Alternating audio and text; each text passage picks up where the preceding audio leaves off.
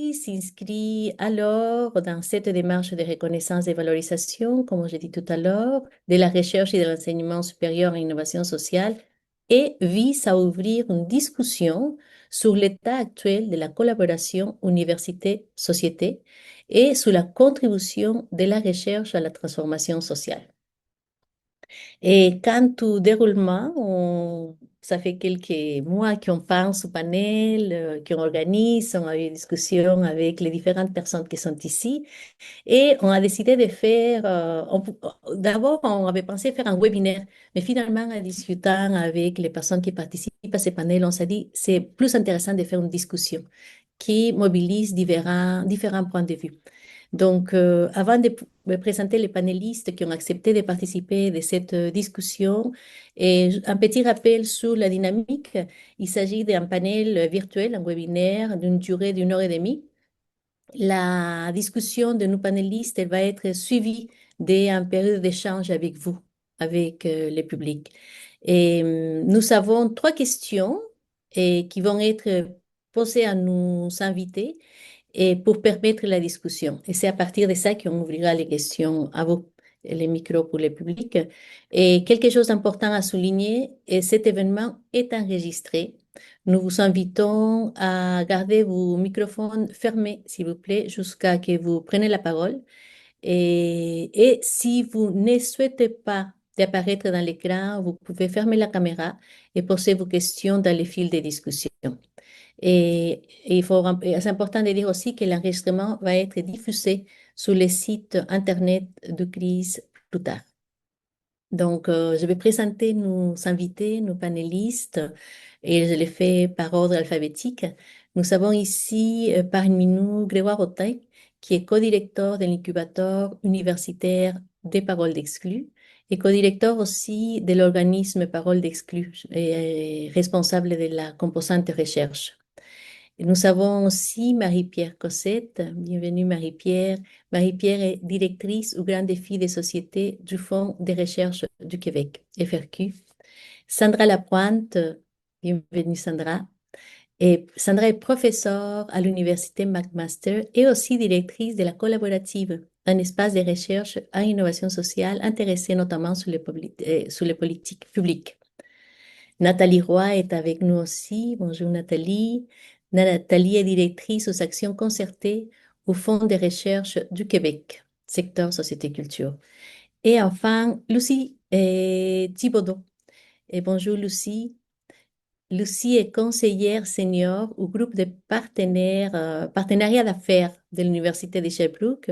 Elle est aussi coordonnatrice du laboratoire interdisciplinaire à innovation municipale de l'Université de Sherbrooke.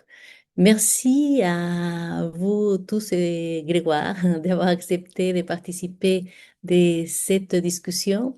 Et je dois souligner que nous avons réussi à avoir autour de la table des personnes des univers très variés en fait, du fonds subventionnaire en sciences humaines, donc Marie-Pierre Nathalie, et des personnes qui travaillent en collaboration avec la municipalité, Lucie, et des personnes travaillant dans la recherche en dehors le milieu universitaire, Grégoire, et enfin aussi quelqu'un qui connaît très bien l'expérience du Canada anglais, Sandra. Donc, merci à vous. Et comme point de départ pour cette discussion, on a pensé au rapport, comme je disais tout à l'heure, l'Université québécoise du futur.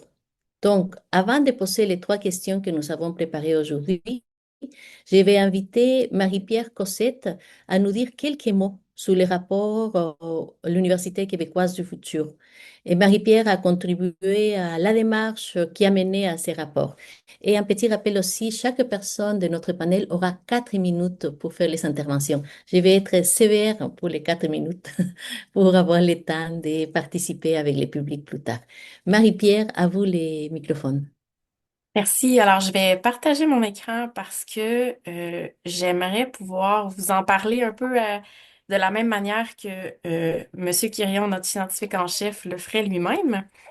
Donc, je crois qu'on voit la fin, mais c'est pas grave. Je reviens. Voilà. Donc, je veux être brève, mais je veux quand même être un peu structurée. Je pense, en tout cas, ça me fait vraiment plaisir de voir que le rapport se fait approprier dans son milieu. On va probablement parler de ça aussi, et que ça fait partie d'une démarche de co-construction. Donc, par cette démarche-là, on représente ou on incarne nous-mêmes l'idée de la co-construction des savoirs. Donc, juste pour vous parler un tout petit peu de la naissance, donc pourquoi il y a eu ce rapport-là, en fait, ces consultations-là. Ça vient vraiment d'un colloque qui avait été pensé à l'ACFAS. L'ACFAS qui est un lieu, un endroit où on parle beaucoup de sciences et de société, donc très, très précieux pour le Fonds de recherche du Québec. Et on avait voulu à ce moment-là vraiment faire entendre une diversité, une grande diversité de voix sur l'avenir des universités. Ça venait aussi au fait que on explore toujours des nouvelles modalités de faire de la recherche, d'adapter nos structures académiques dans un contexte qui est très changeant. Je pense que Sonia l'avait bien écrit dans le paragraphe qui nous invitait au webinaire d'aujourd'hui. On parle de méfiance, de désinformation, d'impact sur le service à la collectivité. C'est ce que j'ai vu, Sonia, que vous avez fait ressortir dans votre paragraphe. Ben, ici, on était plutôt dans l'évolution, le contexte changeant. C'est ça qui nous a amené à vouloir parler de l'université. Je dis université ici, mais je suis contente de voir aussi les cégeps qui sont là aujourd'hui. J'ai vu un petit bonjour passer de quelques personnes. On était vraiment en enseignement supérieur autour de cette université-là aussi, parce que tout ce qui est autour de les cégeps, les établissements d'enseignement supérieur qui sont autres, organisés autrement, contribuent à ce qui arrive aussi à l'université. Donc, je pense qu'ici, on peut le voir d'une manière plus large aussi, là, cette université du futur-là. Et comme vous voyez, mais il y avait, oui, le contexte changeant qui nous amenait à vouloir en parler, mais l'idée de la circulation des savoirs puis les besoins de la société, parce qu'on parlait aussi beaucoup de société apprenante et on en parle encore beaucoup, beaucoup, beaucoup. Euh, donc, l'idée, c'était ça, d'alimenter un espace de réflexion permanent, qu'on n'oublie pas d'en parler. Je voulais juste que vous sachiez un peu aussi qu'est-ce qui s'est passé là, puis je veux pas dépasser mes 4 minutes, fait que j'essaie de rester alignée, mais on avait vraiment été mandaté par le ministère le ministre de l'Éducation et de l'Enseignement supérieur à ce moment-là. Et puis ben il y avait eu des travaux, puis vous voyez au début c'était très académique, on voulait mettre la table, dire on va mettre un document de réflexion, puis après on va demander à avoir des réactions, voir nos angles morts, faire embarquer beaucoup de parties prenantes avec nous, ce qui a mené à une consultation en ligne, 4 journées de délibération, de se donner 4 grosses journées comme ça. C'était vraiment quelque chose on était capable de parler de l'évolution, de comment on fait ça, la science, pourquoi on la fait, puis comment on peut arriver à un service à la collectivité. C'était hyper riche. Puis ensuite, ben, on a déposé le rapport et là, on voit aujourd'hui que les recommandations audacieuses, il y en a qui se sont faites approprier dans les différents milieux, puis ça, c'est fantastique. Euh, Puis en gros, ben, je vous ai mis ça, mais je pense que ce que je veux vraiment vous dire, c'est qu'on a parlé à la fois de la mission et des missions là, universitaires. Il y en a bien trois, enseignement, recherche, service à la collectivité. Mais c'est quoi les préoccupations fondamentales autour de ça, en étant beaucoup axé sur collaboration tout azimut, captiver pour réussir la formation et orchestrer le savoir sciences et société. Et je pense que c'est cette collaboration tout azimut-là qui fait qu'on arrive aujourd'hui à vouloir faire un lien entre ce qui s'était dit dans ces consultations-là. Puis captiver pour réussir aussi, c'est toute l'idée de attirer la relève, les prochains qui vont entrer dans l'université. Comment on fait pour leur dire, Hey, c'est encore très pertinent ça d'aller à l'université, d'être présent d'être une société apprenante. Donc, c'est un peu ça. Je vous les lirai pas, là. Il y en avait plusieurs, mais je voulais juste que vous sachiez que, oui, on a parlé beaucoup de collaboration, mais on a parlé fréquentation des universités, réussite scolaire, puis on a même parlé de liberté académique. Il fallait en parler. Faut se dire, ben, la société change, puis qu'est-ce que ça veut encore dire pour nous, tous ces concepts-là. Donc, je vais m'arrêter ici, mais juste pour que vous sachiez qu'on avait ensuite toute une liste de choses qu'on a déjà faites. Donc, il y a eu des choses sur la liberté académique qui ont été faites. Il y a des choses sur comment on peut financer ou des politiques là, à l'intérieur des universités qui avaient été faites, des choses sciences et société. Mais j'arrête là parce qu'il y a vraiment plusieurs diapos. Mais si ça vous intéresse de savoir quoi d'autre ça a généré ce rapport-là. Sachez que il a quand même été très vivant et il continue à l'être. Donc, je suis très contente d'être là aujourd'hui. Je ne sais pas si c'est 4 minutes, mais je pense que Un petit ça... peu plus, mais ça va. Pas pire. Merci OK, Marie-Pierre. merci. Mais merci d'avoir mis la table. Sûrement, il a des questions pour plus tard pour savoir justement comment ces rapports continuent à être vivants. Et un aspect que je reprends, les liens entre science et société, parce que c'est de ça qu'on va discuter et qui me permet d'aller à la première question. Une question courte à laquelle on a demandé à Nathalie, Sandra, Lucie et Grégoire de répondre et c'est de comment répondre aux défis des sociétés à partir de la recherche. Donc, je donne la parole d'abord à Nathalie. Merci. Question courte quand même puissante. Je vais essayer de faire une réponse courte, mais ceux qui me connaissent savent que j'ai de la difficulté à faire ça. Alors, j'ai parti mon minuteur pour nous aider. Donc, c'est une question qui est très cohérente, en fait, avec la vision du Fonds de recherche du Québec. Ça se traduit dans ses plans stratégiques année après année, puis je dirais même depuis le regroupement des trois fonds. Donc, ça place ce défi-là au cœur des objectifs, aux côtés du soutien au talent, au développement des talents, puis du soutien à la recherche libre et fondamentale se trouve faciliter l'émergence de solutions par la recherche sur les grands défis de société.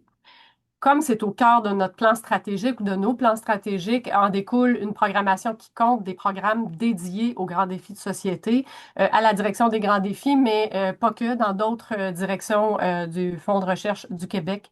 Puis ça découle aussi en des façons de concevoir certains de nos programmes euh, dans le choix des ingrédients qu'on décide de mettre dans nos programmes pour faciliter l'émergence de solutions aux grands défis de société. Et ça, on est plusieurs, au fond, à développer des programmes qui permettent la recherche sur les grands défis de société, puis à imaginer et déployer des mécanismes surtout qui permettent de faire se rencontrer ou qui facilitent la rencontre entre les mondes, entre des mondes qui se rencontrent soit peu, soit pas encore assez finalement.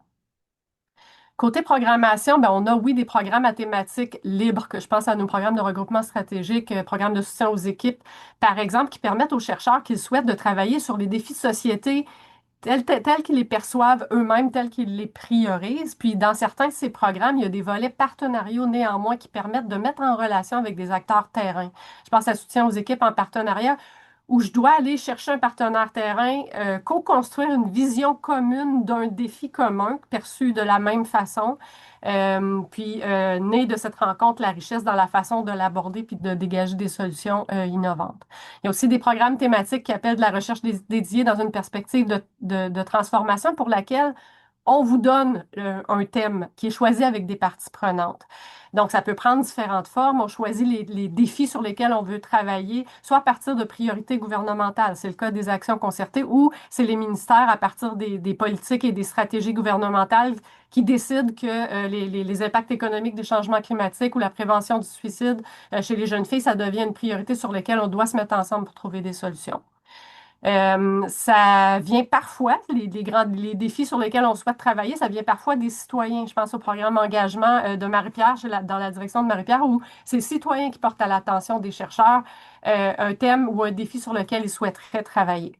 Et parfois, ça vient d'un mélange de perspectives entre les milieux académiques puis les milieux preneurs. On organise parfois des forums de développement où on réunit tout le monde avec des perspectives très variées pour faire dégager des priorités ou des axes de recherche, mais toujours dans la perspective d'atterrir sur des solutions concrètes.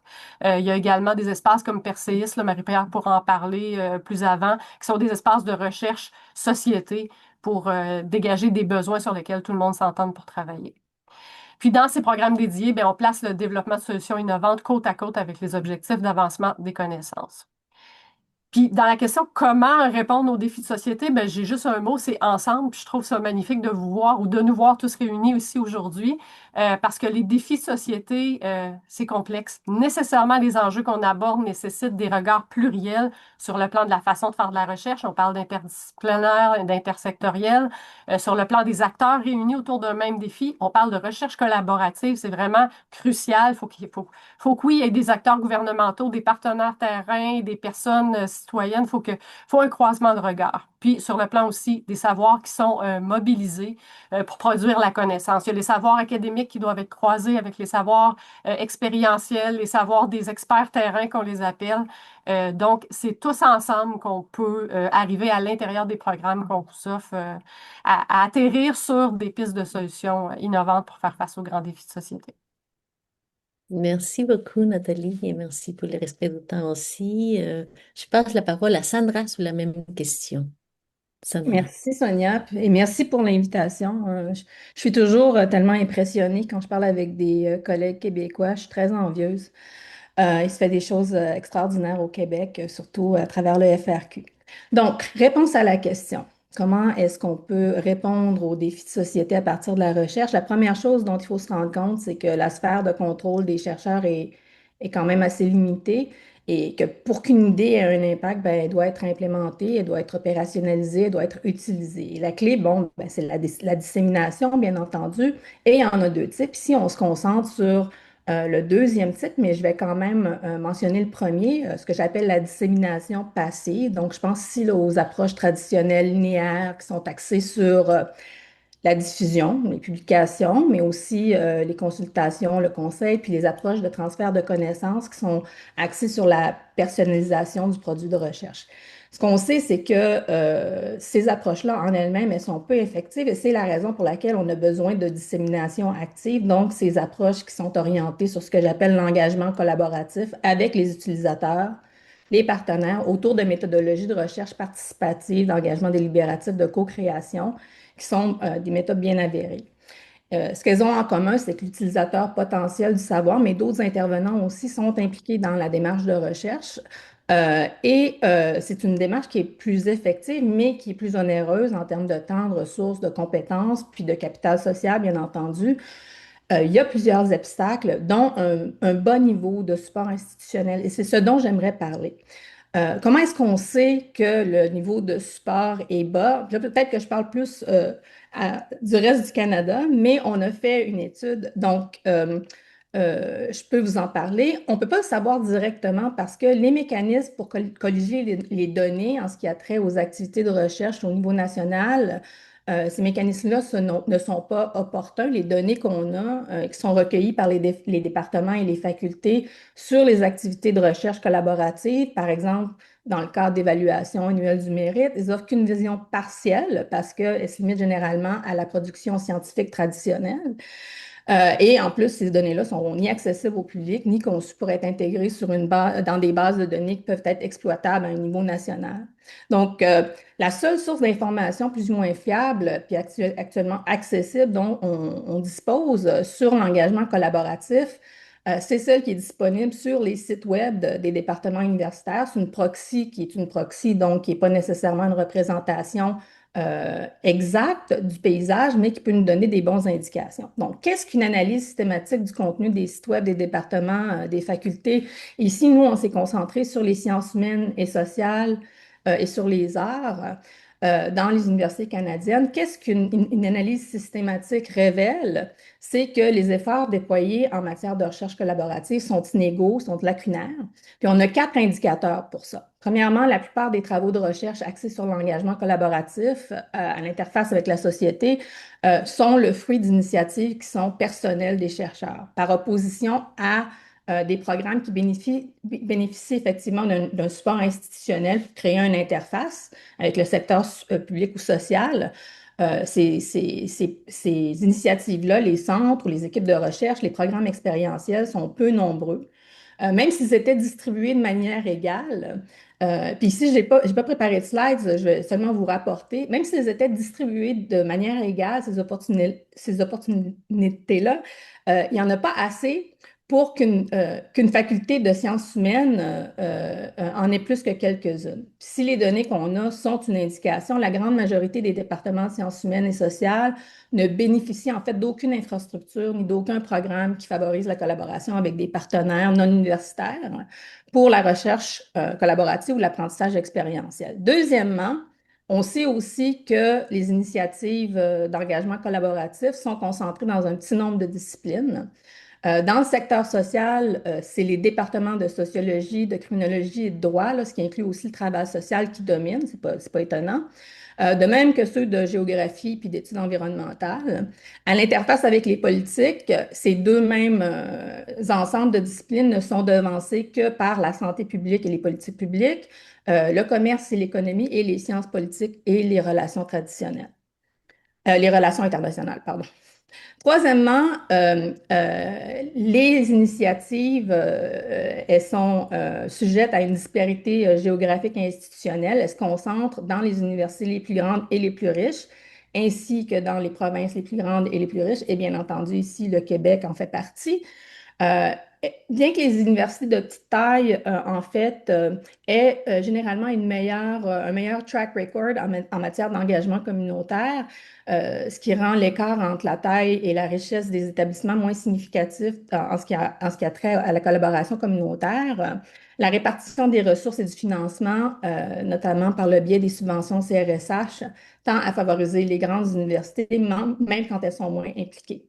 Puis enfin, le quatrième indicateur, c'est que euh, euh, l'engagement collaboratif en sciences humaines se manifeste par une répartition qui est inégale des domaines d'intervention. Par exemple, le domaine social et l'éducation représente près des 2 tiers des activités qu'on a recensées à l'interface des politiques publiques.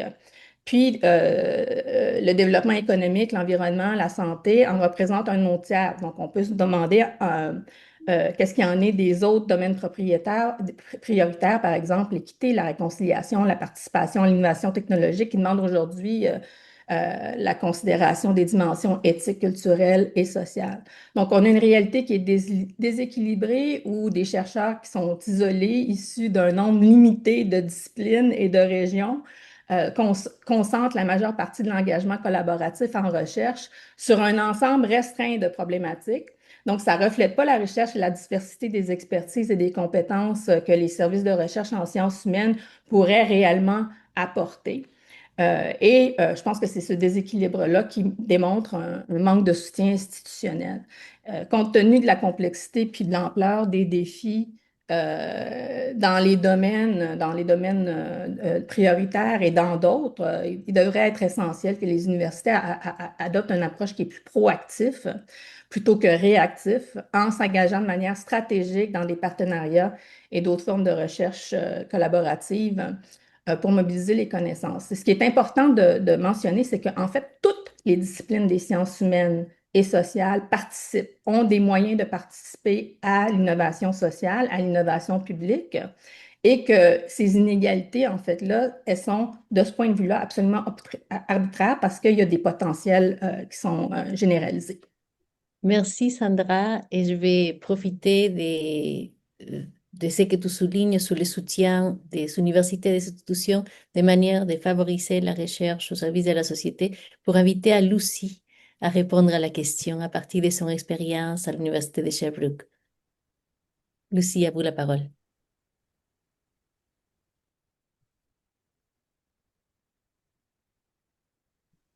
Bonjour, merci Sonia, merci beaucoup.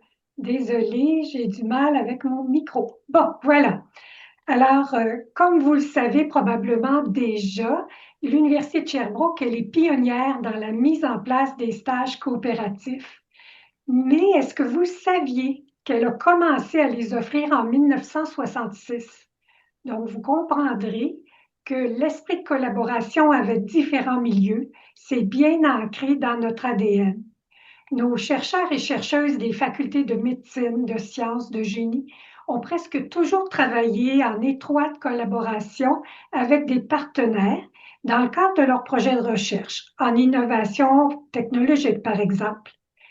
Comme ils ont bien souvent besoin d'aller sur le terrain, notamment pour tester leurs prototypes, ben, ces chercheurs-là développent plus naturellement des liens avec les acteurs de leur milieu.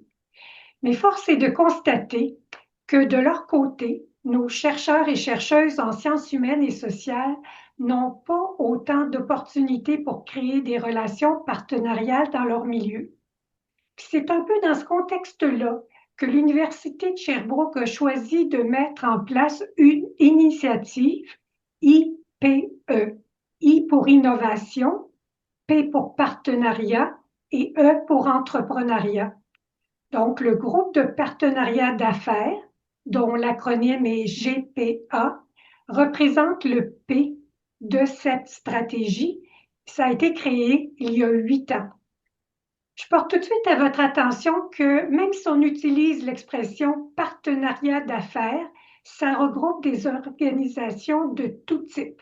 Ce sont autant des organismes sans but lucratif, des fondations, les petites, moyennes, grandes entreprises, les organismes publics ou parapublics comme les MRC ou bien les municipalités, les villes. Le GPA se veut un facilitateur de partenariats en recherche collaborative pour justement faire face aux défis de la société. Nous allons vers les organisations pour capter les défis sociaux puis les inviter à mettre en place des projets de recherche. Et croyez-moi, elles apprécient notre démarche parce que rares sont les organisations qui savent à quelle porte frapper pour obtenir de l'aide au sein de notre écosystème universitaire. Au GPA, nous travaillons en dyade. Pour chaque projet de recherche sous notre égide, nous avons un conseiller et un coordonnateur. Moi, je suis conseillère spécialisée en sciences humaines et sociales, plus particulièrement, et ce, depuis la création, il y a 8 ans. Brièvement, mon rôle, c'est d'effectuer le démarchage de projets de recherche auprès de différentes organisations, tandis que le coordonnateur va accompagner les chercheurs, chercheuses et organisations dans le cycle de définition du financement des projets de recherche auprès d'organismes subventionnaires, puis les accompagne dans la mise en place des projets de recherche. Ce qui est intéressant, c'est que nos services sont facultatifs, puis ils sont gratuits. Nos champs d'action en innovation sociale sont très diversifiés. Nous encourageons beaucoup la co-construction de projets de recherche dans des domaines non traditionnels, ainsi que des projets multidisciplinaires au sein de nos 8 facultés et nos 3 campus. Le GPA, il est vraiment privilégié de pouvoir compter sur le soutien constant d'un vice-recteur à la valorisation et au partenariat, en la personne de Vincent Aimé, qui est d'ailleurs en poste depuis la création du GPA puis la création du vice-rectorat en 2017. Nous avons aussi une vice-rectrice à la recherche qui est très dynamique, qui connaît le GPA parce qu'elle a été accompagnée à plus d'une reprise dans la mise en place de ces projets de recherche en collaboration avec le GPA. Et je vous dirais que si notre recteur, Jean-Pierre Perrault, était avec nous, il ajouterait que notre mentalité de collaboration avec différents milieux a teinté notre manière de faire de la recherche. Nos chercheurs puis nos chercheuses tissent de nombreux liens avec différents acteurs, s'efforcent de transmettre leurs connaissances pour que le résultat de leur recherche ait des retombées concrètes dans la société. En conclusion, je peux dire que notre université, elle est accessible, puis elle est connectée aux besoins réels de la population et peut ainsi répondre à des défis de la société. Merci. Merci Lucie, merci pour le partage en outils, instruments, dispositifs concrets de recherche. Je pense qu'il y a beaucoup de dialogue à faire avec d'autres dispositifs. Je pensais au SAC-UQAM, comment s'est parlé pour co-construire ensemble. Et je profite aussi pour aller vers un autre univers. C'est la recherche à réaliser en dehors le mur universitaire. J'invite Grégoire Autain à répondre à la même question. Comment répondre aux défis de la société à partir de la recherche? Merci Sonia, bonjour tout le monde. Oui, en effet, donc moi je vais vous parler d'un espace un peu différent qui est plus ancré dans le milieu d'action. Et je vais peut-être donc être un peu plus, je sais pas, comme pragmatique ou sur le quotidien de la recherche. Euh, Dans notre pratique, la recherche, elle sert à beaucoup de choses différentes, mais je voulais insister sur trois dimensions particulières. La première est un peu contre-intuitive, c'est-à-dire que dans notre expérience, la recherche et la démarche scientifique peut aider en fait à remettre en cause le règne de l'expertise.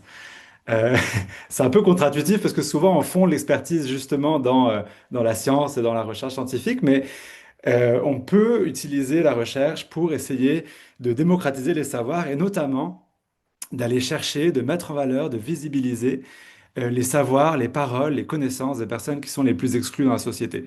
Donc c'est sûr que je parle beaucoup de ce qu'on fait à Parole d'exclus. Et pourquoi c'est important? C'est parce que ces savoirs-là sont souvent peu entendus, sont très marginalisés dans le débat public et pourtant ce sont des savoirs qui sont essentiels pour réussir à affronter les défis sociaux auxquels on fait face, autant localement, comme à Montréal-Nord, que nationalement au niveau du Québec. Et c'est des savoirs qui sont encore trop peu présents, et je pense que de ce point de vue-là, la recherche scientifique, elle a un rôle important à jouer, qu'elle joue d'ailleurs déjà à différents niveaux, pour réussir à mettre en valeur ces savoirs-là, et donc à un peu décentrer l'expertise telle qu'elle est dominante aujourd'hui. Dans la même veine, la recherche, elle peut être très mobilisatrice. Souvent, tous les chercheurs le savent, là, quand on fait de la recherche, il faut qu'on mobilise dans une certaine mesure les participants et les participants. Disons qu'au minimum, on va les inviter à des entrevues, mais la recherche peut mobiliser beaucoup plus que ça. Euh, Nous, on le voit très bien, elle permet de créer du collectif. Quand on fait des démarches qui vont être participatives, on va mettre des personnes ensemble et faire en sorte que les savoirs des gens et les vécus des gens puissent résonner les uns avec les autres. Et ça va, en créant du collectif, ça va créer de la mobilisation. On va avoir une forme de conscientisation qui se passe et mettre en action les gens dans des projets communs. Et en fait, ces deux premiers éléments, donc le fait que la recherche peut être mobilisatrice et le fait qu'elle va visibiliser et rendre accessible des savoirs de personnes qui sont d'habitude marginalisées. Ça permet de faire des projets, des solutions, des initiatives, des innovations sociales qui sont beaucoup plus ancrées et adaptées en fait aux réalités vécues par les citoyens et citoyennes et donc qui vont être à la fin beaucoup plus efficaces. La recherche participative et la recherche collaborative, j'imagine que toutes les personnes ici qui en font savent que ça prend du temps, beaucoup de temps, mais à la fin, ce temps-là, il permet d'avoir des projets, d'avoir des résultats qui sont plus efficaces. Donc, si on regarde juste d'un point de vue de performance, ce qui n'est pas forcément le critère que j'apprécie le plus, mais si on l'utilise, ça rend des recherches, des résultats qui vont être plus performants pour la transformation. Enfin, peut-être le dernier élément, c'est que la recherche peut jouer un rôle important d'archive et de mémoire des projets, des idées, des projets, des solutions, des actions, des défis. Il y en a beaucoup qui se font, il y en a beaucoup qui ont été déjà analysés, lus, vécus, etc. Mais des fois, on en perd la trace. Et donc, il y a beaucoup de collectifs qui recommencent à zéro. Et même dans un même organisme, des fois, on recommence à zéro. Donc, le rôle de la recherche peut permettre justement de construire un socle, une mémoire commune sur laquelle construire et à partir de laquelle réfléchir nos actions pour essayer de nous améliorer et d'arriver à des, à des solutions qui vont aller plus loin, qui vont ouvrir d'autres portes. Et de ce point de vue-là, la recherche que nous on fait, on a développé des outils, par exemple, pour de réflexivité, mais il y a beaucoup de partenaires qui ont des démarches comme ça. Je pense par exemple au TIES qui fait beaucoup de documentation, de systématisation de projets. Et ça, c'est très important pour pas recommencer toujours à zéro. Merci beaucoup, Grégoire. Si j'ai des choses que je note ici de cette première partie, l'ensemble qui était souligné par Nathalie, donc répondre aux défis de société, aux défis actuels par la recherche, on ne peut pas oublier l'ensemble. La dissémination active que disait Sandra, donc comment passer à des formes de disséminer, mais aussi avec les soutiens institutionnels des organismes, universités, institutions, des formes concrètes de faire. Et encore là, en soulignant les soutiens institutionnels, aussi, je vous regarde, ce que vous soulignez à l'Université de Sherbrooke. Puis, le rôle de la recherche est dans l'action, ce qui est souligné par Grégoire. Je profite de ces réflexions pour passer à la deuxième question, à la question où Marie-Pierre et Sandra vont inviter à répondre. Pourquoi et comment valoriser la recherche collaborative à visée transformatrice? Encore là, vous avez 4 minutes pour partager avec nous vos réflexions. Marie-Pierre. Oui, alors transformative, transformatrice, vous allez voir, des fois, j'arrive pas à rester sur le transformatrice. J'avais envie d'utiliser le mot transformation parce que transformation, pourquoi? Ben pour la recherche elle-même. Parce que, comme disait Grégoire, il faut arriver à avoir des apports autres qu'académiques pour garder les apports académiques créatifs, oser produire du savoir radicalement neuf. Donc, il faut insuffler un peu une capacité de se remettre en question, de repenser ses cadres. Parce que peu importe si c'est un cadre académique ou pas, on s'assoit un petit peu dans nos pantoufles à un moment donné. Puis, c'est important d'avoir envie de transformer les choses. Donc, transformer la recherche elle-même, mais aussi transformer ceux qui la font. Parce que plus on voit des apports autres qu'académiques, des savoirs autres qu'académiques qui viennent dans ces projets de collaboration-là, moi, j'ai un exemple de personne citoyenne qui a décidé d'aller à l'université après, là. Elle s'est dit, moi, j'ai envie d'essayer ça, la recherche. Donc là, on a une personne citoyenne qui vient pas nécessairement d'une lignée de personnes qui avaient l'habitude ou des collègues, des copains qui avaient l'habitude d'être à l'université. C'est quelqu'un indépendamment a découvert la recherche et veut y venir. Même chose pour les thématiques qu'on va aborder. Plus il va y avoir des parties prenantes qui disent, waouh, la recherche, ça m'intéresse, moi aussi, je veux en faire. Bien, plus on va avoir des laboratoires qui vont se diversifier, des gens qui vont porter la recherche dans les institutions et les institutions eux-mêmes. Ah, ben moi, j'ai peut-être envie de faire partie de l'institution maintenant que je vois que c'est merveilleux de faire ça comme ça. Je veux que la recherche évolue aussi. Je veux faire partie de tout ça, penser à l'évolution de l'université, des cégeps, et etc. Donc, transformer la recherche elle-même, transformer ceux qui la portent, puis transformer la société, c'est ce à quoi on pense le plus souvent. Mais Grégoire, moi, ça me parle, là, repenser les expertises. Euh, que ce soit la société qui dise, moi, je veux inclure la science dans comment je m'informe, comment je trouve mes solutions, puis comment j'agis. Mais que c'est pas nécessairement d'être le point central ou de départ, tu sais. J'ai pas envie de faire un projet sans avoir peut-être regardé vers la science aussi, pas seulement, aussi.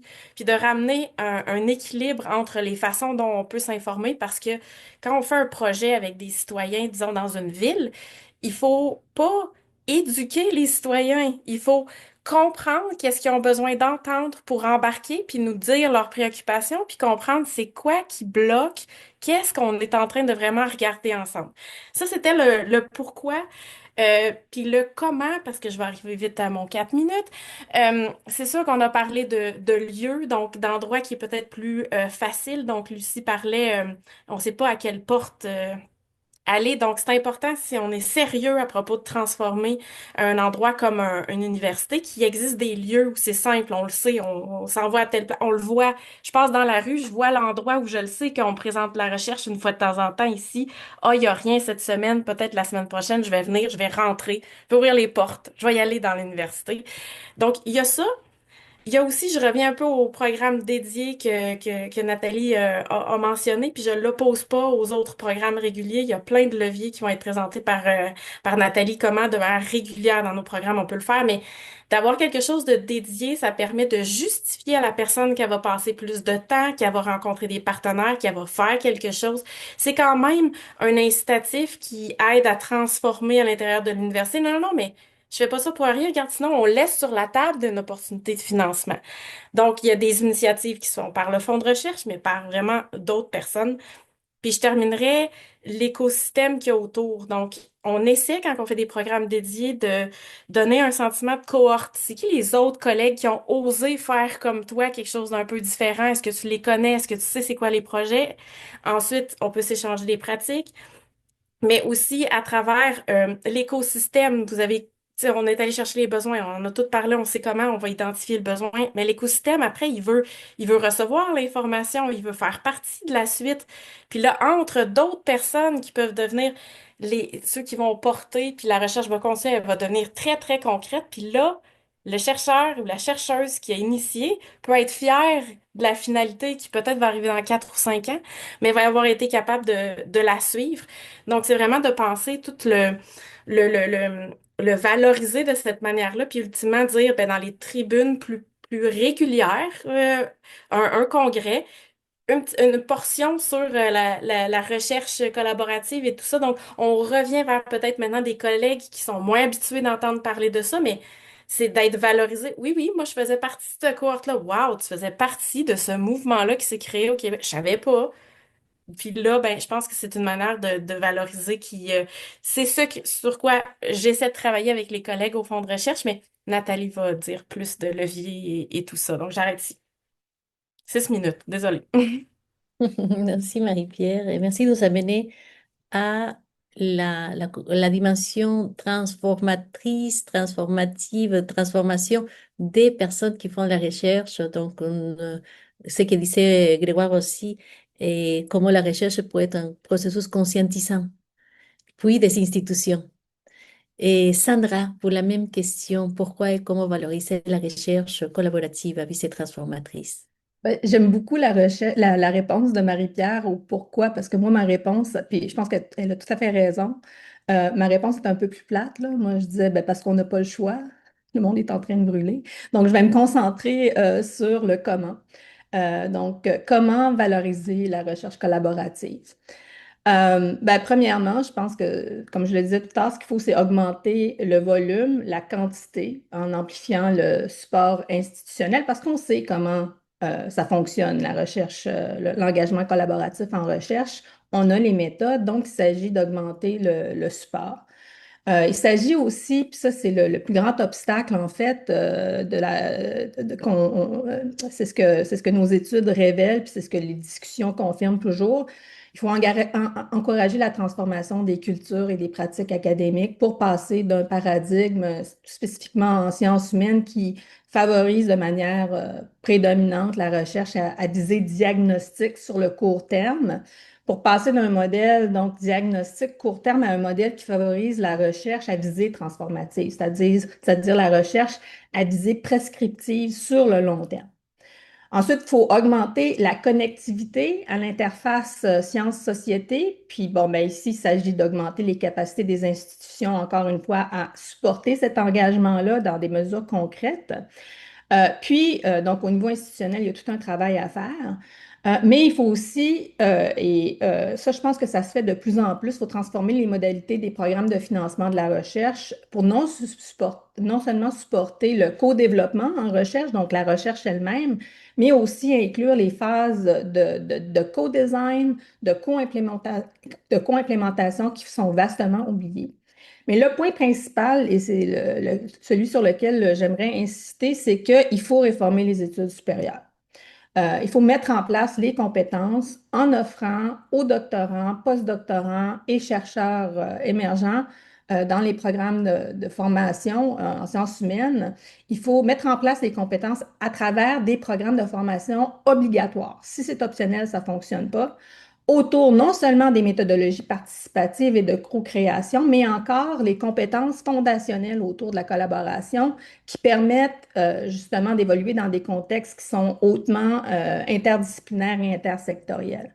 Parce que les secteurs d'enseignement, les systèmes d'enseignement supérieur puis de formation postdoctorale sont pas encore pleinement adaptés aux besoins d'une société puis d'une économie qui est inclusive, qui est axée sur l'innovation sociale et publique. Puis, ben, on n'a pas le choix. Donc, avec les bouleversements actuels, l'intelligence artificielle, l'évolution du paysage géopolitique, tout ça, le rôle de la recherche est redéfini, puis ils mettent effectivement l'accent sur la valorisation. Donc, comment est-ce que les études supérieures peuvent garantir que les étudiants acquièrent puis perfectionnent les compétences fondamentales pour l'engagement collaboratif en recherche, notamment en matière d'innovation transformative et d'impact? Ben, on a quelques recommandations. Les systèmes d'enseignement supérieur canadiens doivent être repensés puis dotés des ressources pour produire puis déployer de manière fiable et surtout équitable les talents interdisciplinaires qui sont axés sur l'impact. Donc, comment est-ce qu'on peut éviter les obstacles à ça? Quels sont les obstacles? Ben, comme on le sait, les programmes d'études supérieures restent cloisonnés au sein des disciplines, ce qui limite la capacité des chercheurs émergents à travailler dans des contextes complexes où se jouent les transformations et l'innovation sociale. Les structures de financement et d'incitation pour les étudiants mais aussi pour les professeurs, récompensent rarement l'interdisciplinarité puis les pratiques inclusives, dont l'engagement collaboratif. Les possibilités d'apprentissage expérientiel qui sont clés sont souvent sous-financées, surtout en sciences humaines. Et par extension, dans les secteurs où la transformation est nécessaire, dans le secteur public, communautaire, les organismes à but non lucratif. Euh, et aussi, l'innovation et la littératie en matière d'impact ne sont pas systématiquement intégrés dans les programmes d'études supérieures. Donc, c'est vraiment une question de penser les compétences du chercheur du futur qui contribuent à l'innovation. Et les compétences dont l'étudiant a le plus besoin, ben, c'est les compétences, bien entendu, pour l'interdisciplinarité puis l'intersectorialité, mais aussi les compétences, puis ça, je pense que Sonia va être d'accord avec moi, pour transiger avec la complexité et la dynamique des systèmes dans lesquels se jouent ces transformations. Puis il faut aussi penser de manière stratégique à élever le niveau de littératie en matière d'innovation et d'impact, donc la capacité de comprendre, de planifier puis de gérer le changement. Il y a 2 semaines, on a rassemblé 100 intervenants des études supérieures pour discuter de ces questions-là. La question qui se pose toujours, c'est qui est responsable de cette formation? Je pense que c'est la question à laquelle il va falloir se dévouer pour pouvoir faire bouger les choses au niveau des études supérieures. Je réalise que ce que je dis est surtout négatif. Je suis dans un mode moi-même qui est très diagnostique et critique, mais on est très, très optimiste sur le potentiel de transformation des études supérieures et de l'académie en général. On a des solutions. Merci Sandra et des espaces comme celui d'aujourd'hui, de pouvoir en discuter ensemble, je pense qu'il amène aussi à trouver des pistes de solutions collectives. Et sinon, on va à notre troisième et dernière question, une question qui sera posée à Nathalie, Lucie et Grégoire et qui est autour des leviers et des freins. Quels sont les leviers qui propulsent ou les freins qui limitent la recherche pour la transformation sociale? On commence avec Nathalie.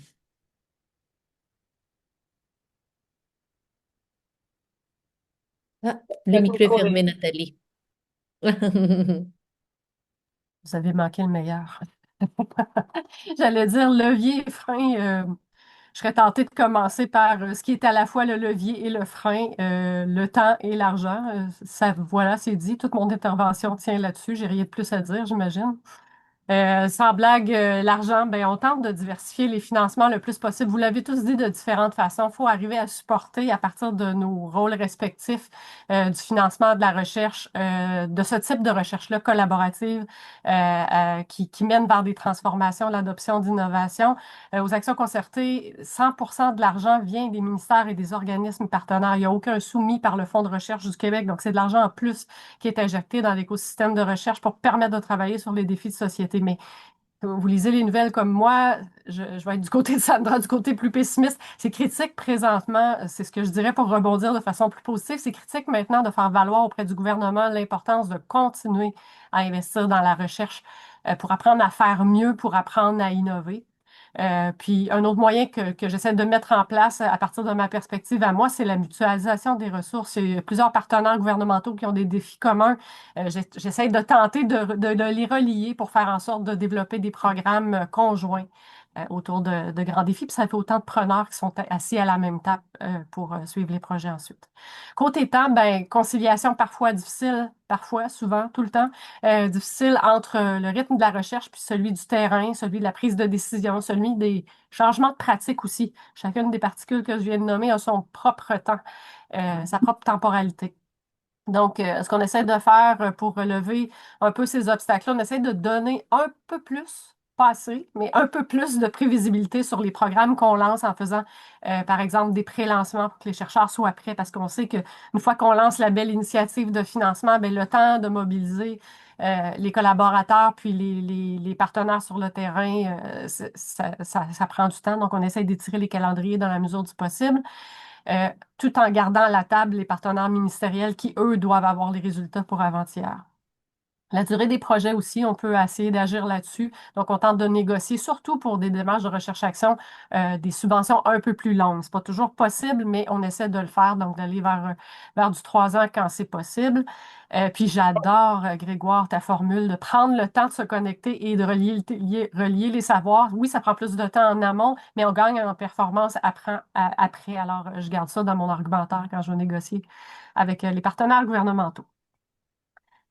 Les leviers, j'en nomme quelques-uns qu'on essaie de déployer à travers notre programmation au Fonds de recherche du Québec. Donc, financement pour des phases préparatoires. Je suis contente, Sandra, t'a touché à ce que tu appelais du financement pour le co-design, de prendre le temps avant de déposer un projet. Donc, dans le programme engagement, par exemple, à la Direction des grands défis de société, on a une phase prévue pour l'apprivoisement entre le chercheur citoyen, entre la personne citoyenne et l'équipe de chercheurs, puis pour structurer le projet.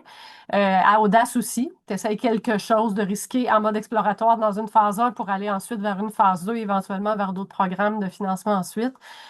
Puis aux actions concertées ou à d'autres programmes du Fonds santé, je pense à l'obésité infantile, il y a une phase de co-création des projets qui est inclue dans le processus de sélection. Donc, j'ai une demande ou une lettre d'intention d'accepter, bien, il y a une subvention qui va être donnée et du temps pour co-construire la demande en collaboration avec les partenaires terrain.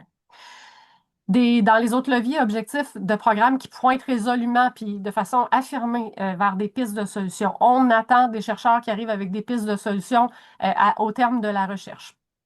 Donc, on peut soutenir ça de différentes façons, mais en nommant des critères de retombées anticipées, d'applicabilité des résultats, en permettant des dépenses aussi dans les projets qui permettent de se faire accompagner pour penser dès le début la suite des choses. Donc, mettre les acteurs de l'écosystème autour de la table, puis il y en a des acteurs présentement qui peuvent offrir un accompagnement en cette matière-là. Donc, c'est des dépenses admissibles. On essaie de prévoir des passerelles prévues dès le début pour les financements de la phase subséquente. Donc, j'ai en tête l'action concertée sur le vieillissement actif, où est-ce que la première phase, c'est le chercheur qui arrive avec son partenaire au BNL pour déposer une demande de recherche-action, fait le projet. Puis, on a prévu que dans la phase 2, ben, c'est l'OBNL qui doit porter le projet ou la suite du projet, son déploiement ou sa phase de valorisation par un financement dans le cadre du programme Québec Amis des aînés. On a passé des exemples comme ça, mais on travaille à en développer davantage. Je nomme, là, je vois que j'ai dépassé le temps, donc je vais nommer les leviers sans trop développer. Vous pourrez revenir à la période de questions, mais recherche collaborative, on essaie de la supporter par les critères, les dépenses admissibles. Mobilisation des connaissances, j'aime beaucoup la distinction que faisait Sandra entre les deux types, là, mobilisation active, mobilisation plus classique, composition des équipes interdisciplinaire, intersectorielle, mais aussi variété de savoir, avoir des personnes citoyennes à titre de co-chercheurs dans les demandes, avoir des représentants des milieux de pratique dans les demandes. C'est un changement de culture, ça prend du temps. On essaie de changer nos statuts, mais Bref, on est en marche pour mettre de l'air, ouvrir les portes, ouvrir les fenêtres pour permettre des compositions d'équipes plus larges. J'allais dire vision plus large de l'excellence en recherche, les CV adaptés, puis des systèmes de reconnaissance des extrants de la recherche, d'arriver à ce que l'outil que j'ai développé pour un milieu de pratique ou des milieux de pratique soit aussi valorisé que l'article scientifique que j'ai publié dans une revue à fort impact. C'est quelque chose qui est vraiment central dans le travail qu'on fait au fond de recherche. Je m'arrête là, mais je peux poursuivre à la période de questions avec vous si vous souhaitez. Merci Nathalie. Oui, un travail de changement, mais aussi un travail qui amène à changer les cultures dans les universités. La valorisation d'un type des résultats plutôt que d'un autre. Et pour la même question, Lucie, je vous invite à partager avec nous vos réflexions. Oui, c'est tellement agréable puis constructif de vous entendre. C'est très apprécié, croyez-moi. Moi, on m'a demandé de vous donner un exemple concret de levier qui propulse, entre autres, la transformation sociale. Il s'agit du laboratoire multidisciplinaire en innovation municipale. Et l'acronyme, c'est le LIM. Et je suis aussi responsable comme coordonnatrice du LIM. Au départ, je dois vous dire que toutes les ressources du groupe de partenariat d'affaires dont je vous parlais tantôt ont été impliquées dès les premières discussions pour la mise en place de ce laboratoire de recherche qui a démarré à l'automne 2023. Donc, le LIM, ça résulte d'une entente qui est intervenue entre l'Université de Sherbrooke puis la ville de Sherbrooke.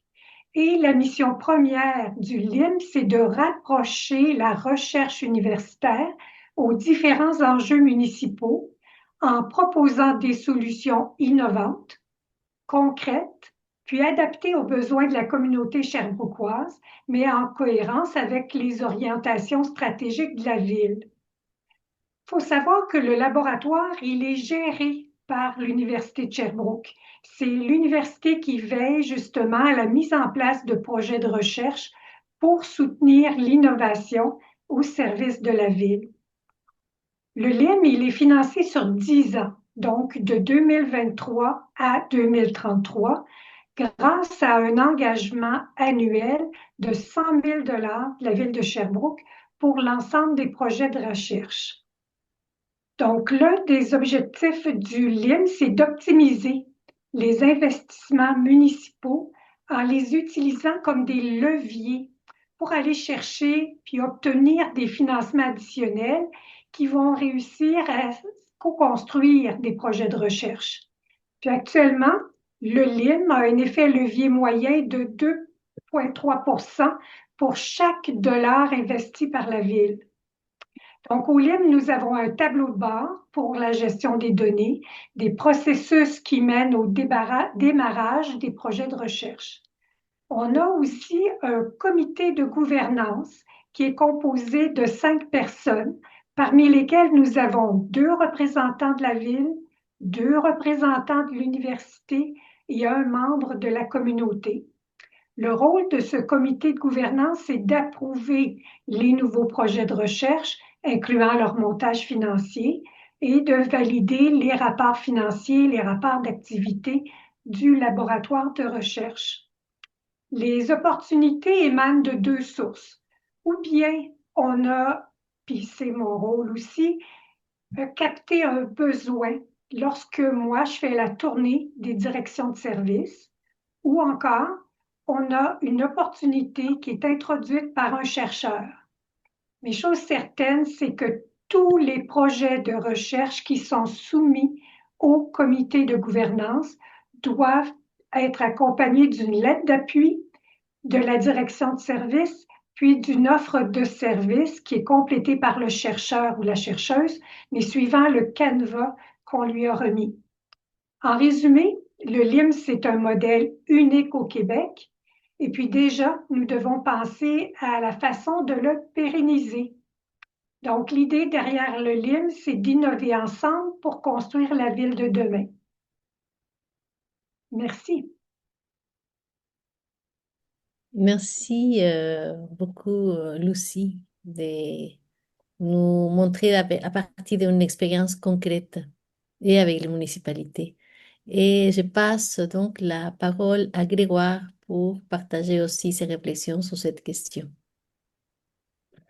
Merci. Mais il y a plusieurs freins qui ont déjà été mentionnés, donc je vais pas y revenir trop longuement, mais je pense que Nathalie a bien insisté sur les enjeux de financement et de pérennisation des financements.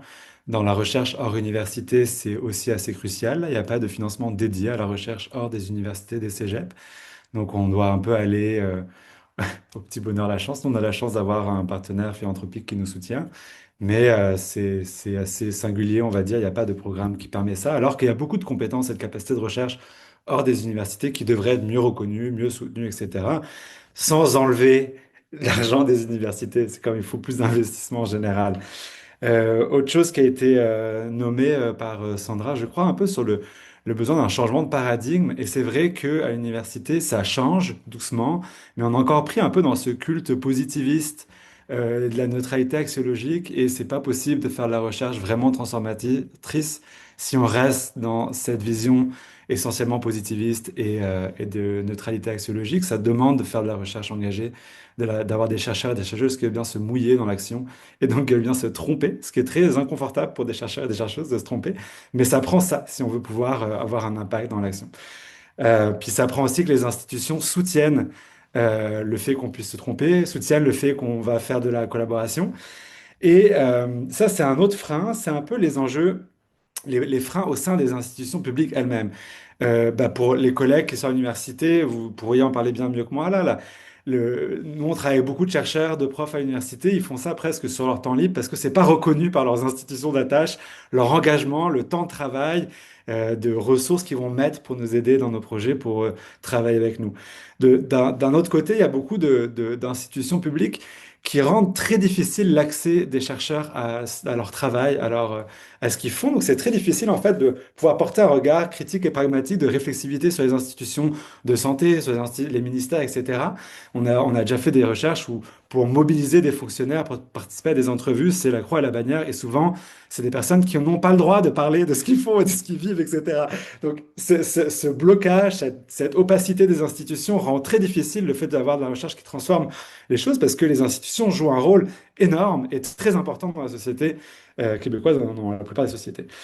Euh, donc, ce qui va propulser un peu plutôt la recherche transformative, pour être un peu plus optimiste, pour finir, vu que c'est moi qui finis le tour de parole. euh, je pense que Sandra parlait tantôt de réformer les études supérieures pour d'acquérir des compétences. Et c'est vrai que quand on est formé à la recherche, on n'acquiert pas forcément des compétences de facilitation, d'animation, de mobilisation, de partenariat, etc. Mais il y a plein de partenaires, il y a plein d'acteurs qui ont ces compétences. Donc, créer des alliances, chercher des complémentarités avec ces acteurs-là, c'est vraiment gagnant, c'est vraiment des très bons leviers. Nous, on a la grande chance, le grand privilège à Parole l'Esprit d'avoir une équipe diversifiée avec des gens qui sont formés à la recherche, des gens qui sont formés à la mobilisation citoyenne, des gens qui sont formés à la facilitation. Je sais que tous les organismes n'ont pas cette chance-là, mais il y a des ressources, il y a des partenaires. Au SAC, il y a une équipe incroyable de personnes qui savent très très bien faire la liaison entre le monde de la recherche, ce travail de traduction qui est essentiel. Donc ça, c'est un levier qui est très fort et je pense que oui, il faut changer les formations, mais il faut aussi parier sur les alliances et les collaborations pour la complémentarité des savoirs et des expertises. Ça demande aussi d'avoir une attitude, nous on appelle ça une posture d'humilité épistémique quand on fait de la recherche, c'est-à-dire d'avoir une posture où on veut aller vers la collaboration, on veut aller vers valoriser le fait qu'il y a d'autres compétences qui sont co-nécessaires en nôtres, de savoir qui sont co-nécessaires en nôtres pour que la recherche puisse avoir les effets escomptés. Ça demande souvent aussi de sortir des universités. Plusieurs personnes l'ont dit. Je pense que Lucie l'a très bien nommé. Quand on a des besoins de recherche, on ne sait pas à quelle porte aller frapper. Les universités, c'est des machines gigantesques, parfois un peu opaques. On ne sait pas où aller. Donc, sortir des universités, aller à la rencontre des acteurs, c'est des choses qui sont faites et qu'il faut continuer à faire. Euh, Enfin, je finirai là-dessus. Je parlais tantôt de l'importance de se mouiller comme chercheur. Ça veut dire aller au-delà des résultats, au-delà des rapports, au-delà des articles. Ça veut dire rester concrètement dans les projets au moment de l'action. Ça ne veut pas dire qu'on continue à avoir le même rôle, mais je pense que c'est un grand levier quand les chercheurs restent dans le terrain, dans le milieu d'action, au-delà de la fin de la phase de recherche. Parce qu'en fait, la recherche-action et la transformation sociale, c'est pas linéaire. On ne fait pas de la recherche puis de l'action. C'est des boucles itératives puis, qui vont se nourrir. Donc, il y a besoin d'avoir cette permanence sur le terrain qui permet d'être réellement transformateur. Donc, ça, c'est un autre levier important, je pense, pour faire des recherches qui vont être plus transformatrices dans la société. Merci Grégoire. Définir oui avec quand même une dimension positive de ce qu'on peut faire, mais aussi nous rappeler l'importance, comme Sandra disait, dans la formation à la recherche, qu'est-ce qu'on fait, une réflexion qui est nécessaire, puis les changements de posture aussi, Et ça, on parlait tout à l'heure, les changements qui sont aussi pour les chercheurs, chercheuses. Et enfin, revenir sur ce que tu disais, Grégoire, la recherche et l'action ensemble, comment la recherche est conscientisante, le produit de l'action, elle a nourri l'action et se nourrit de l'action. Donc, merci pour cette discussion extrêmement intéressante, courte, mais on souhaite continuer. Et j'ouvre les questions maintenant à vous, les publics. Et pour poser vos questions, on a deux manières. Soit lever la main virtuelle, c'est la plus facile pour vous voir facilement. Et sinon, si vous désirez faire la question par les fils de discussion, c'est aussi possible. Et s'il vous plaît, au moment de poser votre question, on vous remercie de nous indiquer votre nom et votre affiliation. Donc, les questions, commentaires sont ouverts. Le micro est ouvert. Sonia, on a déjà deux questions dans le chat. Il y a Fabio qui demande, en parlant de financement, que pensez-vous de cette enveloppe de Carney de 1,7 milliard pour attirer les talents internationaux dans les universités? Là, j'invite nos invités, si vous avez des réflexions là-dessus. Et Ce Fabio, serait si quand vous même, ce serait quand Marie-Pierre. même difficile de vraiment prendre position. Je pense qu'on peut avoir nos opinions personnelles. Mais sachez qu'au fond de recherche, on a, sans qu'il y ait de l'argent vraiment de dédié, on a quand même un processus de reconnaissance de talent d'exception qui appelle. C'est un volet, c'est le volet 4 du programme là, de travailleurs hautement qualifiés. Ils veulent s'assurer que les personnes qu'on reconnaît comme exceptionnelles en recherche, puis là, les chercheurs, avoir un poste dans une université, c'est déjà très, très difficile à obtenir. Donc, est-ce qu'on peut au moins reconnaître une majorité de ces personnes-là qui viennent de l'international pour s'assurer qu'ils soient invités? À avoir un diplôme de sélection du Québec. Donc, il y a déjà ça qui est un peu en branle ici, mais c'est sûr que de vraiment attirer de la relève sans avoir un équivalent je sais pas comment le dire, là, mais un incitatif financier pour déplacer toute une famille, pour vraiment arriver au Québec, tout ça, au Canada, pardon, et tout ça, ben, c'est clair que ça se fait dans plein d'autres pays. Donc, on comprend que quand on met une mesure comme ça, c'est ce qu'on essaye de faire. Est-ce que c'est la meilleure manière de le faire? Est-ce que c'est le meilleur temps, étant donné tout le reste des mesures qu'il y a autour? Là, je m'avancerai pas sur un avis personnel là-dessus. Sandra, avec la main levée, est-ce que c'était pour répondre à la même question, Sandra? Ouais, mais en fait, je suis pas certaine d'avoir une très bonne réponse. Je pense qu'il faut être pragmatique. Un investissement en recherche, c'est un investissement en recherche. Puis, ultimement, je pense que ça bénéficie nos institutions. Tout va se décider finalement dans l'application. Qui est-ce qu'on recrute pour quelle fin? Puis là, ben, je ne sais pas exactement à quoi ça va ressembler, mais bon, c'est un peu la situation dans laquelle on s'attendait au pire. On a été agréablement surpris, disons. Merci, Sandra. Je vais donner la parole à Jérôme, puis après Pierre-Olivier, je lirai la question. Jérôme, à vous la parole. Oui, merci beaucoup pour cet échange, c'est très très instructif. Je voulais vous poser la question, qu'est-ce que vous pensez d'une sorte de dissonance entre les plans de transfert de connaissances, de mobilisation des connaissances qui sont écrits, puis au final l'opérationnalisation de ces plans? Parce que ce que je constate, j'ai beaucoup soutenu des groupes de recherche, des instituts, des chaires de recherche, avec des très beaux, très belles intentions, des très beaux, puis finalement on se rend compte que c'est ça qui saute en premier ou en termes de compétences, ça prend des compétences de collaboration, de réflexion sur la pérennité et tout. Et finalement, bah, il n'y a pas forcément des tiers qui ont ces compétences qui sont inclus. Donc, entre ce qui est annoncé et finalement ce qui est réalisé, puis la manière dont on évalue finalement, puis il y a une reddition de compte sur ces annonces très vertueuses finalement. Merci. Je Je pense que laisse. oui. Oui, oui. Oui, oui, oui. Vas-y, Sandra, puis après Nathalie qui avait la main levée. C'est une très bonne question. Il y a, en fait, l'impression que j'ai, c'est que les conseils subventionnaires sont plutôt passifs dans le support qu'ils donnent aux chercheurs. C'est-à-dire qu'il y a des approches qui plus proactives, par exemple l'approche du Centre des compétences futures, où on met à la disposition des chercheurs des outils justement pour supporter les phases de la recherche comme l'implémentation ou la mobilisation des connaissances qui sont plus difficiles, où on leur fournit aussi des outils en termes de compétences. Donc, on augmente leurs compétences, on les upskill pour qu'ils soient en mesure d'appliquer des approches qui sont plus efficaces. Donc, récemment, il y a le CRSH qui a créé un laboratoire d'idées pour justement aider les chercheurs à conceptualiser des projets de recherche dans des secteurs un peu plus indisciplinaires. Donc, ces approches plus, disons, intentionnelles qui demandent des ressources, évidemment, au-delà du financement qu'on donne aux chercheurs, peuvent être très efficaces. Puis moi, ce que j'aimerais, c'est voir les conseils s'impliquer de manière un peu plus concrète dans le façonnement des projets de recherche, dans le support aux chercheurs sur le terrain. Évidemment, ça demande une expertise. Puis là, je me demande si justement, il n'y a pas un potentiel pour l'innovation sociale et pour les experts en innovation sociale, parce que c'est le genre d'approche qui sont exigées et dont on a besoin dans ces contextes-là. Nathalie qui avait la main levée tout à l'heure, puis après ça, Grégoire. Ben, je vais dire, je comprends ce que vous voulez dire, je le vois, les projets qui arrivent en évaluation, puis on a la privilège aux actions concertées d'accompagner chacun des projets avec les ministères ou les partenaires dans un comité de suivi où on accompagne, puis on voit se développer un peu cette compétence-là. Mais surtout, on dit aux chercheurs, si vous, c'est pas tout le monde qui ont des compétences égales à ce stade-ci, il faut jouer d'un ensemble de façons pour garnir le coffre à outils. Je suis très d'accord avec ça. Mais après ça, il y a des experts, il y a des personnes, il y en a plein autour. Je regarde la liste des participants, je regarde les gens du CETREC, du TIES. Vous êtes beaucoup à avoir cette compétence-là.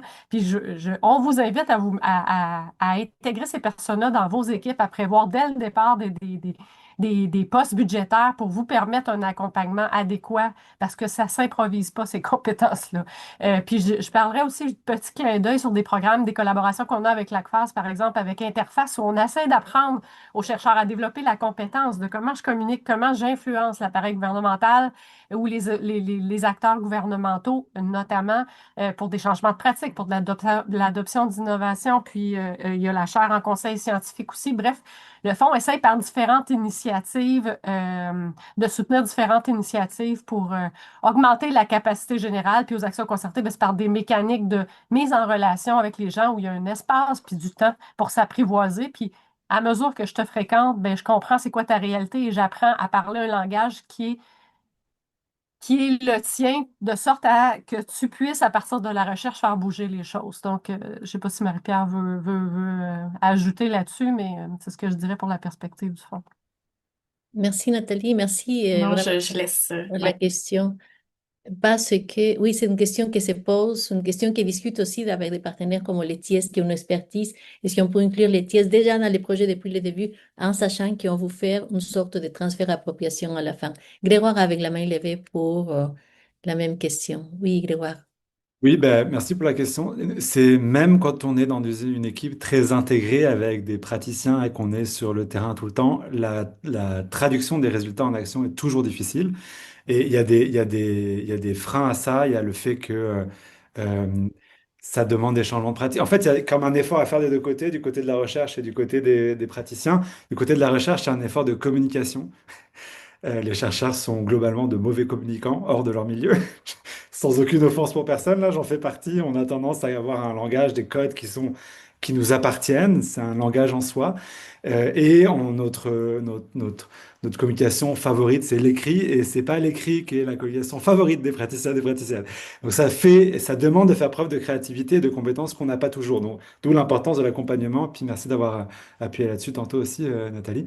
Euh, Ça demande aussi un travail du côté des praticiens. C'est qu'il faut avoir la volonté de prendre ces résultats et de accepter que ça nous transforme comme praticiens et praticiennes, qui sont déjà des gens, des milieux sous tension, avec peu de ressources, avec peu de temps, avec beaucoup d'urgence à devoir gérer. Donc, ça fait un contexte qui est difficile, je pense, pour l'appropriation des résultats. Donc, qu'est-ce qui peut aider? Ce qui peut aider, c'est ce que je disais tantôt, d'avoir des chercheurs qui restent au-delà des résultats dans les milieux. Je pense que la proposition d'accompagnement et des compétences spécifiques au transfert sont importantes. Je pense que la participation, s'assurer que les praticiens ou les citoyens, les gens de milieu d'action participent à la recherche et non pas seulement à la diffusion des résultats, ça marche vachement mieux pour que les gens puissent transformer leur pratique parce qu'en participant à la recherche, on comprend beaucoup mieux où est-ce que ça s'en va, les résultats, d'où ils viennent, etc. Donc ça, je pense que c'est des éléments qui peuvent aider, mais je pense que c'est d'autant plus difficile que tout le milieu est sous tension, autant le milieu de la recherche que le milieu d'action. Et ça prend du temps, et ça prend du temps de réfléchir et de se remettre en question dans un endroit où on n'a pas vraiment le privilège de pouvoir faire ça. Merci Grégoire. Lucie, est-ce que c'est pour répondre à la même question? Donc, je vous donne la parole avant de passer à la question de Pierre-Olivier, puis Andrea. Euh, Allez-y, Lucie. Et le micro est fermé. Merci. Ce que je constate, c'est qu'on a beaucoup d'éducation à faire auprès de nos chercheurs et chercheuses, en ce sens où, lorsqu'on les présente à des partenaires, bien, je réalise qu'ils ne parlent pas le même langage.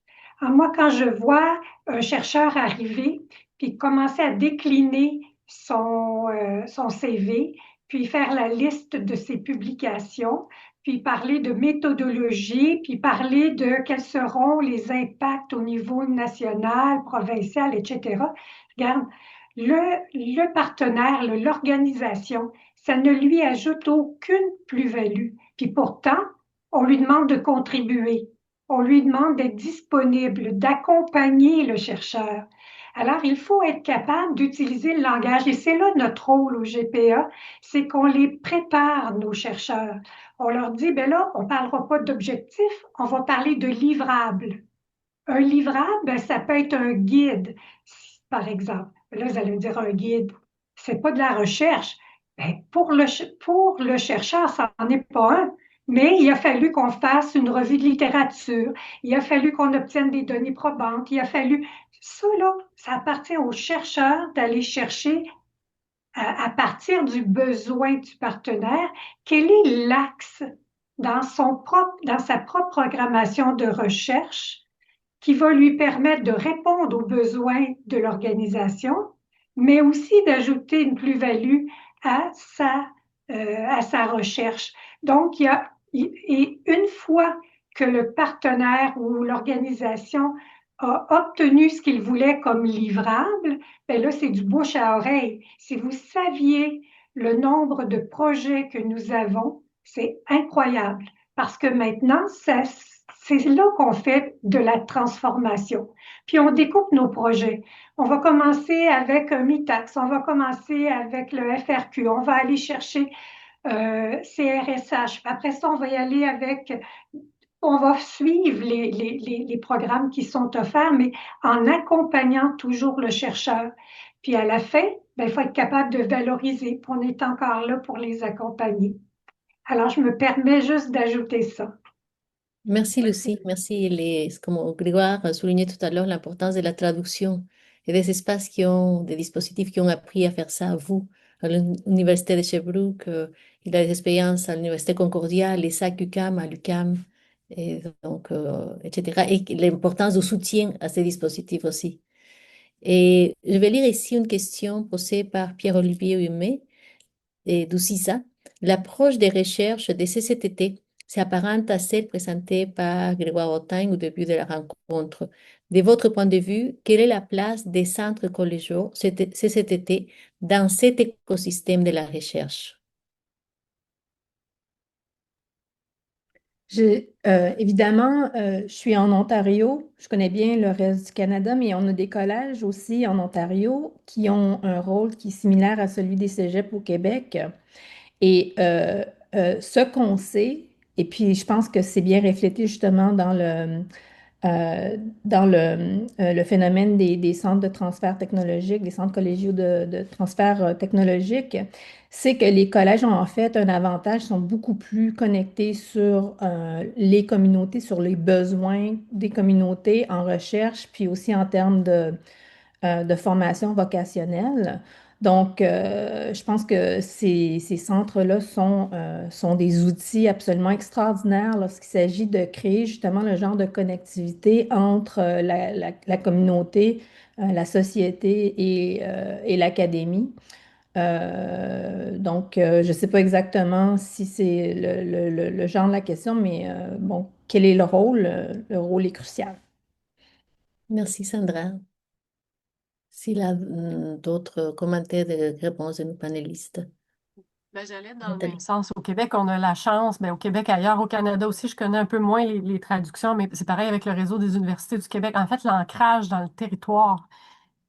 Oui, les grandes universités tu sais, dans les plus grandes villes, mais tu sais, je viens de Maniwaki, d'un plus petit village encore, de 400 habitants. L'importance de l'ancrage dans le territoire, puis de faire aller la recherche et tu sais, de faire aller les chercheurs sur ces territoires-là, puis que ces territoires-là influencent les programmes de recherche, ben c'est n'importe quoi qu'on peut faire pour encourager ça. Puis le modèle des cégeps et le modèle des universités en région nous permet ça. Alors, c'est c'est comme une façon d'oxygéner puis d'aller donner du sens à ce qu'on fait, de la recherche-transformation.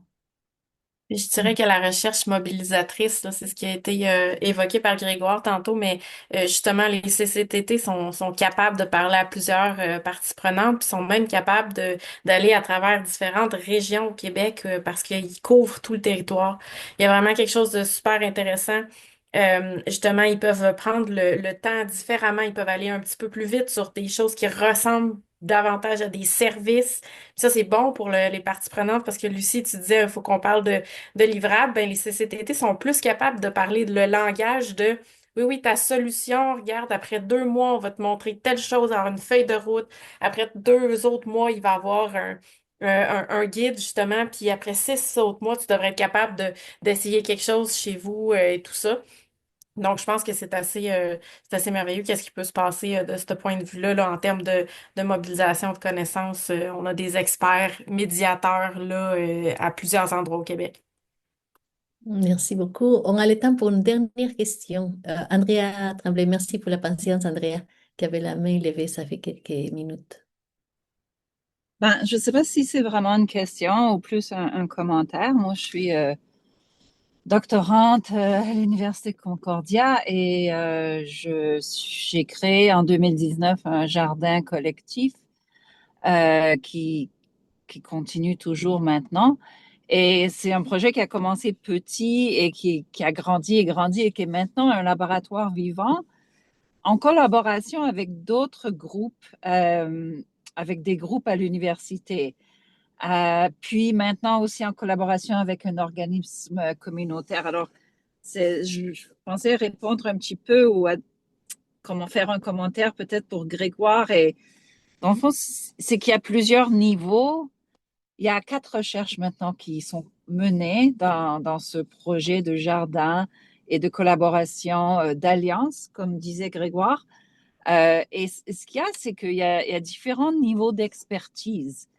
Il y a plusieurs chercheurs qui travaillent là-dedans et il y en a qui sont peut-être moins bons à communiquer les résultats, de faire des experts de mobilisation, mais il y en a qui sont meilleurs, disons, à travailler, à rentrer du data dans des feuilles Excel. Et il y en a d'autres qui sont meilleurs à communiquer. Alors, je pense que notre succès présentement, c'est que c'est une équipe de chercheurs et travailler en équipe comme ça te donne différentes expertises. Dans cette équipe-là, il y a des professeurs de 30, 40 ans d'enseignement à l'Université Concordia, mais il y a aussi des étudiants undergrad là, qui sont en train de faire leur bac. Alors, tout le monde apprend de tout le monde, dans le fond. Et chacun a une expertise ou chacun a une... Alors, ça fait un peu un mini GPA, comme parlait Madame Thibaudot, mais on travaille tous ensemble et l'expertise de l'organisme communautaire, des personnes de l'organisme communautaire entre aussi en jeu, mais les données de recherche que nous, on accumule, c'est sûr qu'on s'arrange pour les présenter de façon que, qui peuvent être utilisés par l'organisme communautaire pour présenter à leur AGM, AGM, ou présenter, on a fait présenter à la conférence de l'Association canadienne de gérontologie récemment. Et alors, différentes parties de la recherche sont présentées différemment, mais il faut reconnaître l'auditoire auquel on s'adresse. Alors, c'est juste ça, ce commentaire-là. Dans le fond, je suis d'accord avec tout ce qui a été dit, mais juste peut-être parler de notre expérience, puis de dire, oui, bravo, c'est ça, on est sur la bonne ligne, mais il faut continuer. Et aussi, dans les universités, ça, c'était Grégoire qui avait parlé de ça, c'est que si on ne sait pas où s'adresser à l'université, c'est qu'en ce moment, il y a beaucoup d'universités qui essayent comme point de vente pour attirer les étudiants qui utilisent le développement durable ou le travail avec le social, avec les communautés. Alors, il faut trouver ces partenaires-là dans les universités et de dire, bon, moi, j'ai un projet qui veut faire ça. À qui je dois parler chez vous? Anyways, mon commentaire. Merci beaucoup. Merci Andrea, merci à tout le monde pour cette discussion très riche. Je pensais à la discussion qu'on a eue depuis longtemps avec Grégoire, de l'importance de tous les composantes comme Andrea les souligne, et toutes les formes aussi de faire la diffusion appropriation pour le monde académique, pour le monde non académique, et comment la capacité qu'on a dans les institutions académiques de théoriser nourrit aussi l'action. Donc, il faut pas, c'est un tout. Donc, comment travailler avec ces tout pour la transformation sociale. Donc, merci encore à Grégoire, Marie-Pierre, Sandra, Nathalie, Lucie pour votre temps, vos réflexions. Merci aux partenaires de la démarche, l'RQIS et les FRQ, Sillon, Axelis, ECO, CRSO. Et merci à vous d'être ici avec nous pour cette discussion, partage. Merci au Fonds québécois de recherche pour le soutien financier aux crises. Et on vous invite à suivre nos actualités, l'actualité de crise, nos webinaires en consultant notre site Internet. Notre prochain webinaire est en lien avec le marketing et la transition durable. Est-ce qu'ils sont fondamentalement incompatibles? Et présenté par notre collègue Jonathan Deschênes de HEC Montréal le 18 novembre à midi. Donc, on vous remercie, on vous souhaite un bel après-midi.